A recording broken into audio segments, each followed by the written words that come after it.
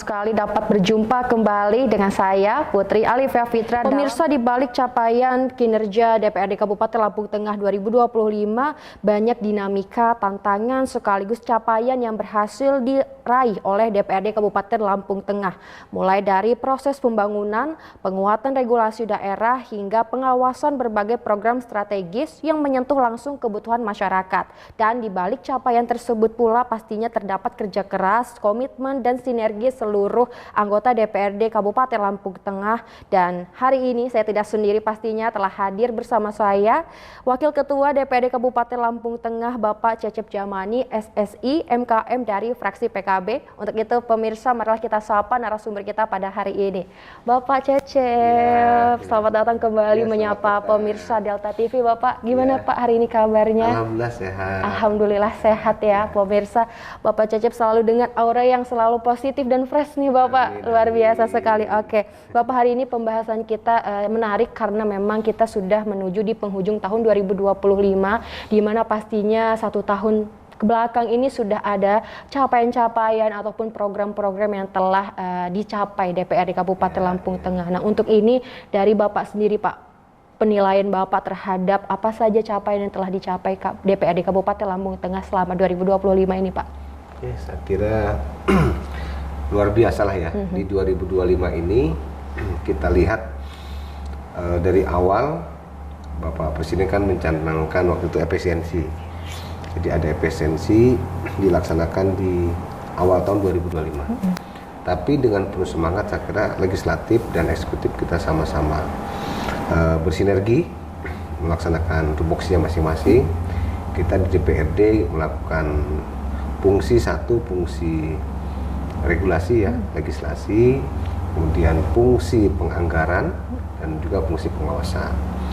Dan dari fungsi-fungsi tersebut untuk fungsi anggaran terutama kita untuk program-program mandatory spending yang wajib hukumnya seperti pendidikan 20%, kemudian kesehatan 10%, dan juga infrastruktur itu sama-sama kita kawal dan tetap di angka tersebut begitu. Dan infrastruktur malah meningkat dengan signifikan saya lihat. Ini terutama pencapaian tersebut itu adalah hasil kerjasama yang baik antara DPRD dengan pihak eksekutif dengan Pemda. Kemudian untuk di bidang legislasi itu banyak perda-perda yang saya lihat sangat bermanfaatan baik lah di Lampung Tengah ini. Satu, perda tentang difabel ya. Ini berarti kita Lampung Tengah ini sudah peduli dan ramah terhadap saudara-saudara kita yang difabel.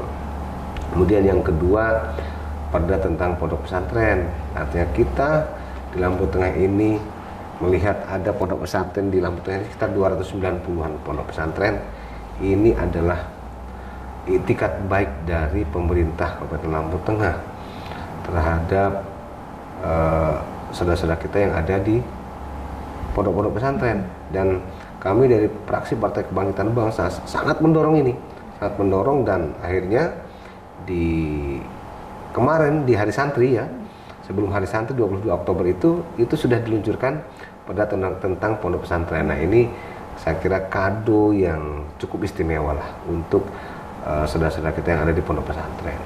Kemudian juga tentang perindustrian dan UMKM. Ini untuk mempermudah tentang mereka cara berusaha, dan juga saya kira akses dari para UMKM ini, dan nanti mereka bisa meningkat dari usahanya, kemudian kesejahteraannya. Ini yang kita harapkan begitu.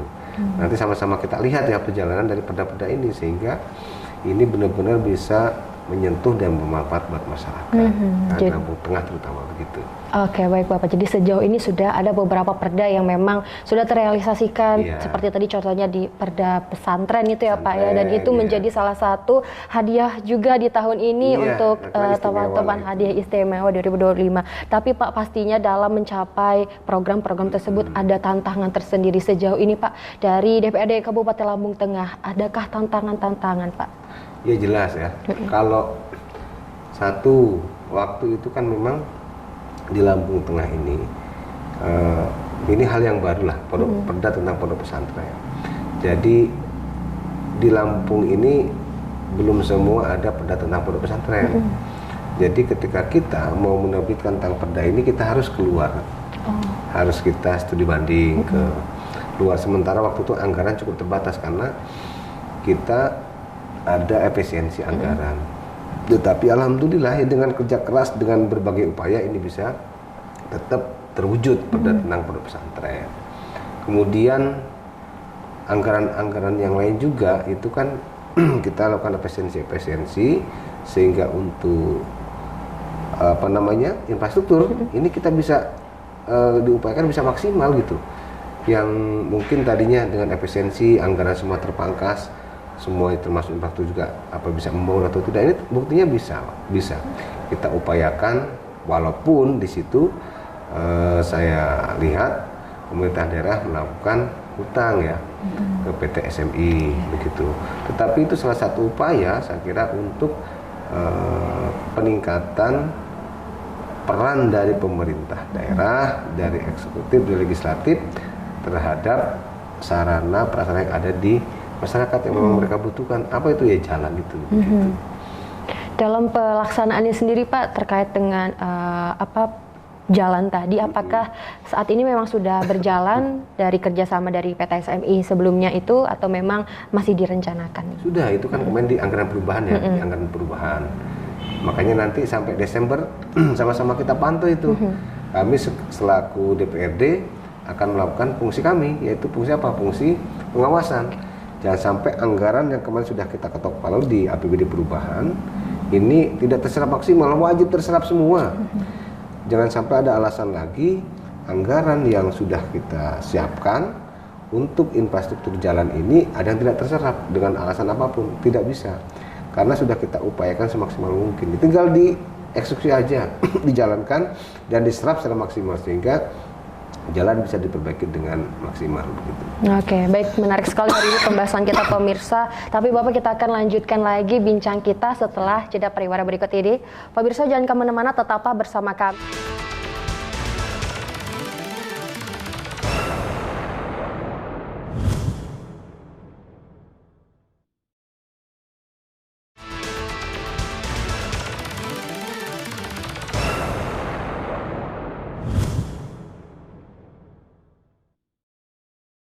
Terima kasih pemirsa, Anda masih bersama kami. Pemirsa masih bersama dengan narasumber kita hari ini, ada Wakil Ketua DPRD Kabupaten Lampung Tengah, ada Bapak Cecep Jamani. Bapak kembali menyapa pemirsa di rumah. Ya. Tadi sudah kita bahas mengenai tentang beberapa pencapaian yang memang sudah dicapai oleh pemerintah Kabupaten Lampung Tengah. Lalu selanjutnya Pak, melihat perkembangan pembangunan yang saat ini telah ada di infrastruktur Lampung Tengah, apa saja peningkatan signifikan yang memang saat ini menjadi fokus utamanya Pak? Ya, kita tetap fokus satu, jadi masyarakat ini setelah kita turun kemana-mana tetap mintanya jalan. Ya sudah, kita simpulkan memang jalan ini perlu kita bangun, dan memang secara by data kita sampai kira-kira nanti Desember ini baru 49% lah jalan mantap kita. Artinya masih 51% jalan kita masih kurang baik. Dari 1.119 km masih ada 51% yang kurang bagus.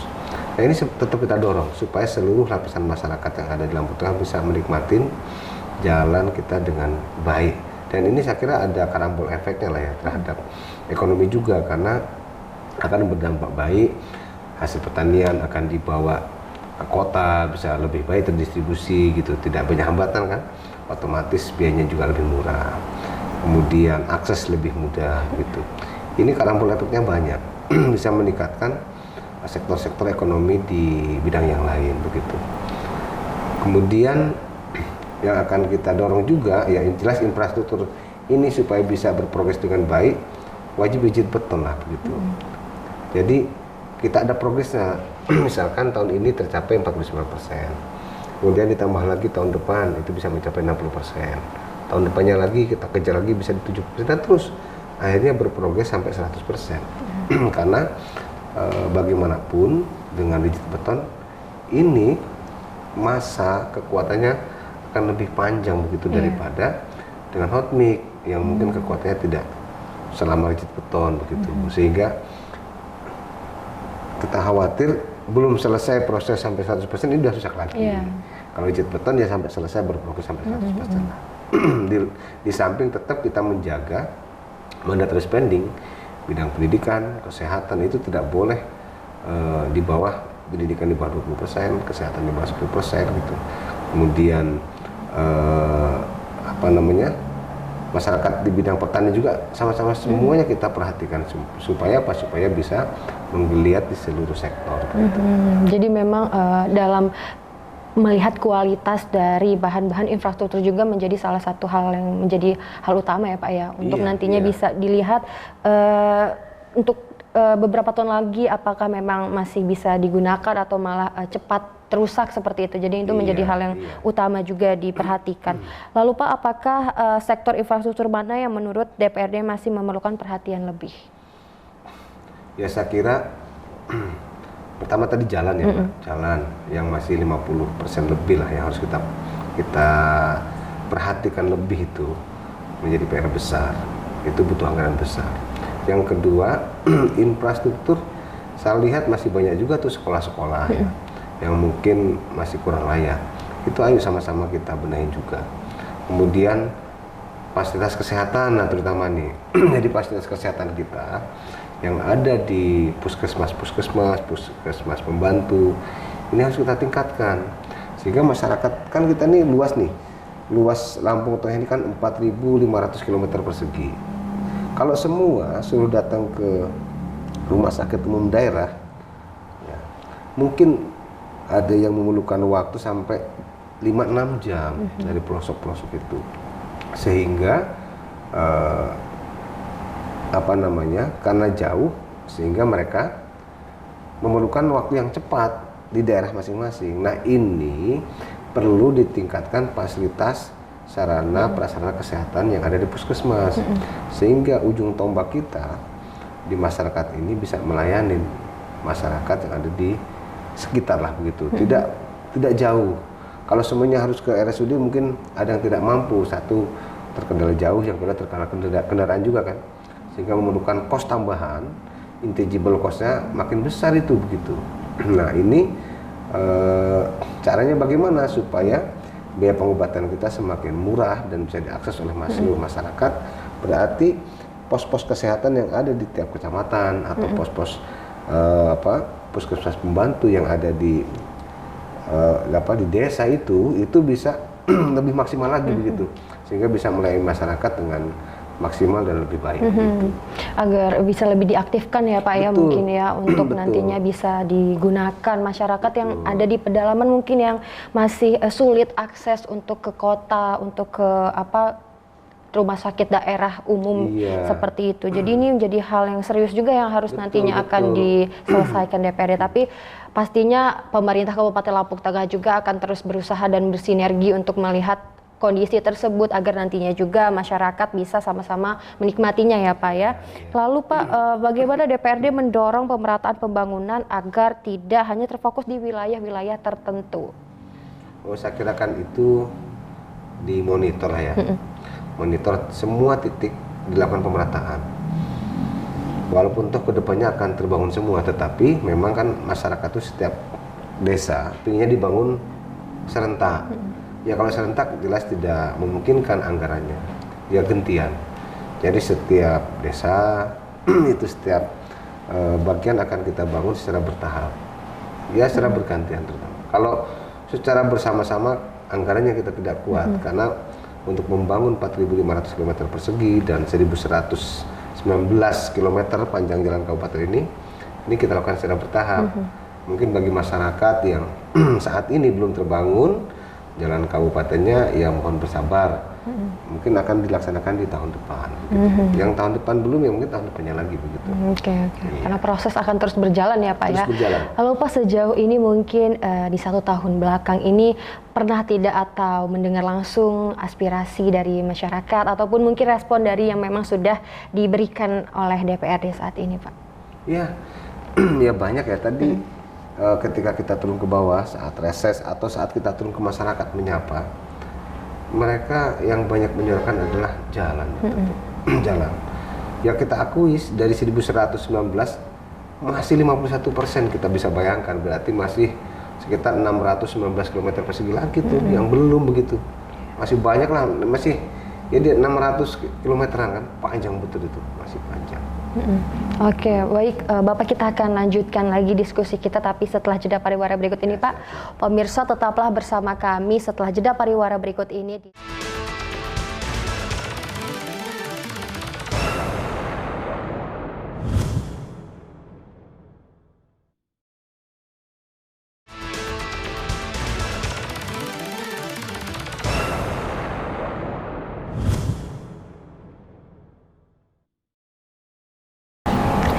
Terima kasih pemirsa, Anda masih bersama kami. Dan pemirsa, saat ini saya masih bersama dengan narasumber hebat kita hari ini, ada Bapak Cecep Jamani. Bapak, tadi sedikit banyak sekali ya, bukan sedikit, bahkan udah banyak yang kita bahas terkait dengan infrastruktur dan juga pastinya DPRD juga berperan penting dalam melihat fokus-fokus utama yang memang saat ini sedang dibutuhkan masyarakat Kabupaten Lampung Tengah, Bapak. Nah, sekarang kita beralih membahas tentang program-program seperti BPJS dan juga bantuan-bantuan sosial yang saat ini sudah terrealisasi. Melihat itu semua di Kabupaten Lampung Tengah sendiri, bagaimana Pak realisasinya? Ya, saat ini kan untuk bantuan-bantuan ya, saya lihat sudah sesuai dengan anggaran yang ada, itu sudah tersalurkan semua. Yang perlu kita sama-sama awasi adalah kita memastikan bantuan yang mencapai masyarakat itu, yang terima masyarakat itu sesuai dengan sasaran, tepat sasaran, yang benar-benar memerlukan begitu. Nah, yang bagi yang sudah mampu dan sudah tidak layak mendapatkan bantuan, saya kira ini harus sama-sama kita evaluasi data-datanya lagi, gantianlah bagi yang tidak mampu begitu. Nah, ini sama-sama kita perbaiki semua data di semua lini, semua lini dari tingkat RT, RW, kemudian kelurahan, desa. Ini harus sama-sama harus memberikan data yang valid, karena mereka adalah ujung tombak yang ada di bawah begitu. Iya. Karena untuk yang memang membutuhkan itu sangat penting ya Pak ya. Takutnya memang salah sasaran seperti itu. Jadi kasihan yang memang rakyat yang sedang membutuhkan. Jadi pastinya ada pengawasan dari DPRD sendiri tidak Pak terkait dengan bantuan-bantuan sosial yang nantinya akan berjalan itu tadi? Ya, semampu kita ya. Jelas DPRD semampu ya, semaksimal mungkin akan melakukan proses pengawasan sesuai dengan fungsi kita, yaitu melakukan salah satu adalah pengawasan yang ada di dapil masing-masing tentunya. Nah, ini kita berkoordinasi dengan aparatur-aparatur kampung yang ada di bawah, kemudian ketika kita turun langsung juga dengan masyarakat, kita cek yang orang tidak mampu, yang masih memerlukan bantuan, apakah masih belum mendapatkan seperti bantuan seperti PKH, BLT yang lain, kemudian BPJS gratis kayak gitu. Nah, ini sama-sama kita pantau juga. Kalau masih ada, yang jelas kita laporkan, kita berperan aktif kepada OPD terkait. Oh, ini loh masih ada masyarakat kita yang betul-betul membutuhkan, tapi kok masih terlewati begitu. Oh, kalau kuota habis, ya kita evaluasi coba dari sekian ratus ribu orang itu, masih ada nggak tepat sasaran, karena memang secara data kan kita masyarakat miskin kita 10,3% lah ya. Kalau dari data penduduk kita 1,5 juta, berarti kan sekitar 150 ribuan lah masyarakat yang tidak mampu itu, atau 160 ribu sekian. Sementara BPJS kita aja lebih dari 600 ribu nih yang gratis ya kan. Nah, artinya sudah cukup untuk mengcover masyarakat yang tidak mampu ini. Begitupun BLT juga sama. Saya lihat data-data tersebut sebenarnya harusnya tidak ada yang terlewatin. Masyarakat yang tidak mampu ini semuanya bisa di-cover, BPJS gratisnya. Kemudian bantuan-bantuan jika tepat sasaran, masyarakat yang tidak mampu ini tercover semua juga gitu. Nah, tinggal sama-sama kesadaran lah. Dan juga mungkin pengawasan dari semua level, semua stakeholder sama-sama melakukan pengawasan. Pastinya masih dengan pengawasan dari pemerintah juga, melihat dan juga melihat mungkin detail-detail yang memang mana yang harus diberi atau mana yang tidak tepat untuk diberikan, seperti itu ya Pak ya? Iya, karena memang kan dinamika ekonomi itu kan selalu berjalan ya. Misalkan saat ini ada masyarakat yang tiba-tiba ekonominya turun dari level menengah ke level bawah. Kenapa? Karena usahanya mungkin mengalami kerugian, sehingga dia usahanya rugi, yang tadinya ada di level menengah turun ke level bawah, atau yang di level bawah juga mengalami hal-hal seperti force major, ya, bencana, atau kemudian itu usahanya bangkrut dan lain sebagainya, atau di PHK gitu. Tadinya bekerja nih kelas bawah ini, atau di PHK berapa bulan mungkin bisa bertahan, udah bertahun-tahun nggak bisa bertahan lagi nih. Nah, ini harus sama-sama kita harus hadir di tengah masyarakat itu, karena itu banyak yang seperti itu, yang tadinya di kota bekerja pulang kampung, akhirnya di kampung sehari 2 hari bisa bertahan tabungannya, tapi udah berbulan-bulan bertahun-tahun habiskan tabungannya. Nah, ini harus hadir kita di tengah-tengah masyarakat, harus kita bantu mereka yang seperti ini. Sementara yang sudah mampu, misalkan mereka punya kendaraan, apalagi punya sawah banyak, punya ternak banyak, nah ini gentian ya, kayak gitu. Dan pastinya juga mungkin dari masyarakat untuk selalu update juga terkait dengan mungkin kondisinya, karena kan mungkin seperti yang tadi Bapak katakan ya Pak ya, kita kan tidak ada yang tahu, jadi memang dari masyarakat sendiri harus ada update tersendiri kepada pihak-pihak yang berwenang seperti itu. Oke, Bapak mungkin sebelum kita akhiri bincang kita hari ini, Bapak boleh berikan closing statement kepada masyarakat Kabupaten Lampung Tengah. Silakan Pak. Bismillahirrahmanirrahim. Assalamualaikum warahmatullahi wabarakatuh. Saya Cecep Jamani, SSMKM, Wakil Ketua DPRD Kabupaten Lampung Tengah dari fraksi Partai Kebangkitan Bangsa. Alhamdulillah saat ini di Kabupaten Lampung Tengah sudah meluncurkan beberapa perda yang saya kira cukup istimewa. Satu, perda pondok pesantren. Ini kado teristimewa bagi saudara-saudara kita yang ada di pondok pesantren. Kemarin kita luncurkan sebelum Hari Santri. Nah, di pas Hari Santri sama-sama diumumkan dan diluncurkan bahwa perda pondok pesantren Lampung Tengah sudah ada. Ini mudah-mudahan bisa menjadi kado istimewa bagi saudara-saudara kita di pondok-pondok pesantren. Kemudian perda tentang difabel.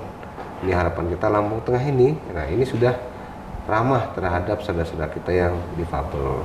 Saya harapkan semua akses fasilitas umum, kemudian fasilitas perbelanjaan, fasilitas baik pemerintahan maupun swasta, ini sudah harus ikut terhadap perda difabel ini, harus ramah terhadap difabel, semua fasilitasnya.